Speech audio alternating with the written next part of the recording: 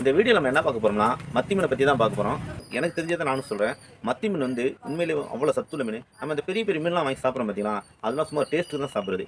எது சின்ன மீன், எது கொஞ்சம் முள்ளுள்ள மீனோ அது ரொம்ப சத்துள்ள மீன். இப்போ இந்த மத்தி மீனில் என்ன நன்மைகள் தெரிஞ்சுக்கிறோம். இதே வந்து நல்லா ஆரோக்கியமாக இருக்கும், நல்லா சுத்தமாக வச்சுக்கிறோம். அதுக்கு இந்த மத்தி மீன் சாப்பிடலாம். இப்போ மூளை வளர்ச்சி, கொஞ்சம் மூளைகள் சம்மந்தப்பட்ட ஏதாவது பிரச்சனை இருக்குன்னா இந்த மத்தி மீன் சாப்பிடலாம். இப்போ வயசங்கள் போக போக இந்த எலும்புகள் தேய்மானம், இந்த மூட்டுத்தன்மை பிரச்சனைகள் அதெல்லாம் வரும் பார்த்தீங்களா, அதுக்கு இது சிறந்த மீன் இந்த மத்தி மீன். வாரத்தில் ஒரு 2 தடவையோ ஒரு தடவையோ சாப்பிட்டா இந்த மத்தி மீன் வந்து அவ்வளோ சத்துள்ள மீன். ஆனால் சில ஏரியாவில் வந்து மத்தி மீன் சொல்லி இந்த மீனை தான் விற்கிறாங்க. இதெல்லாம் மத்தி மீன் கிடையாது, ஒரிஜினல் மத்தினா இதான் மத்தி மீன். சாப்பிடும் முடிவு பண்ணிட்ட பிறகு நல்ல மீன் தான் சாப்பிடணுங்க. எது ஆரோக்கியமோ கண்டிப்பாக அதை வாங்கி சாப்பிடுங்க. நம்ம உடம்பு ஆரோக்கியமாக இருந்தால் நம்ம என்ன வேணால் செய்யலாம். நம்ம உடம்பு வலுவடைஞ்சிட்டு வச்சுங்களேன், நம்மளால் எதுவுமே பண்ண முடியாது. அப்புறம் பின்னாடி யோசிக்க வேண்டியதான், இதை சாப்பிட்ருக்கலாமா தோணும். அதெல்லாம் உங்களுக்கு தேவையில்லை. உங்களுக்கு நல்ல மீன், சிறந்த மீனாக சாப்பிடுங்க.